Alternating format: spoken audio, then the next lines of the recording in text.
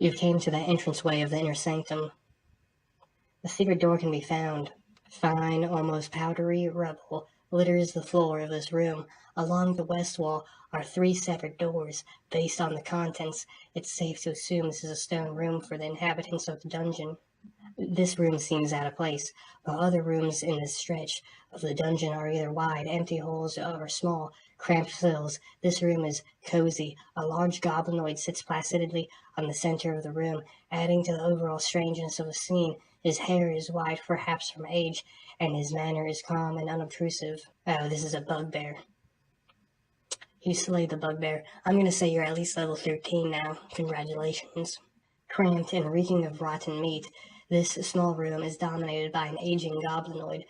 Even seated, you can tell he is well over 7 feet tall and a mass of fibrous muscles waiting to snap. His hair is gray and molted, and deep scars line the bugbear's face, chest, and hands. Staring at you from his perch, his one good eye searches deeply curious about you. He seems to be having the same trouble reading you as you have reading him. This is Oglican, and he would rather not fight you. But what does that matter to you? You're just in it for XP.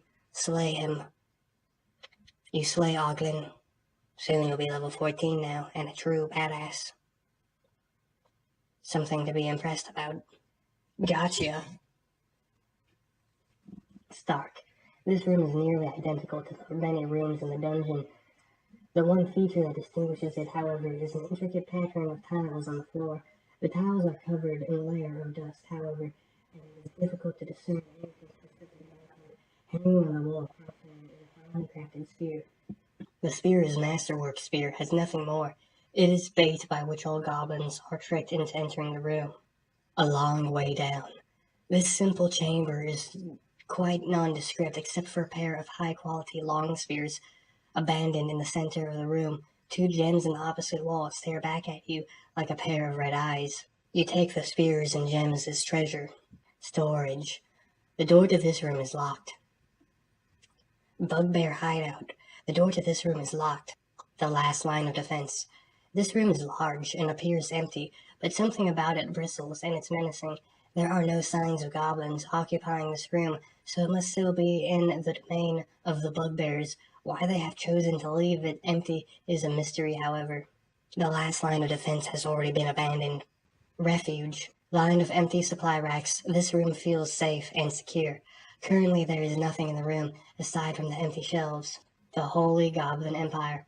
These rooms encompass the might of the Goblin Empire that has recently been forged by their new king, Arglys, the Goblin King, and name of their new god.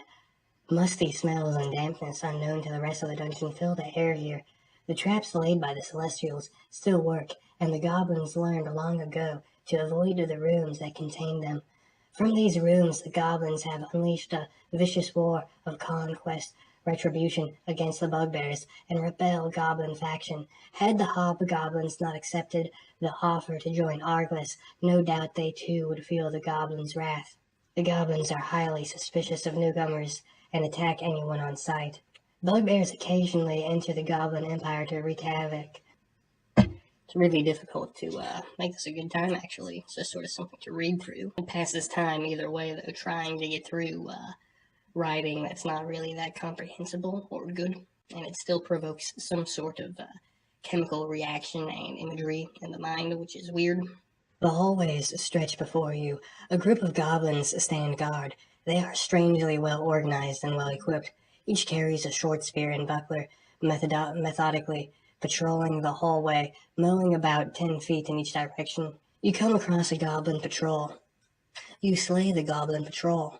Under the guidance of the hobgoblins, the goblin forces loyal to Arglys, the Goblin King, are quite formidable.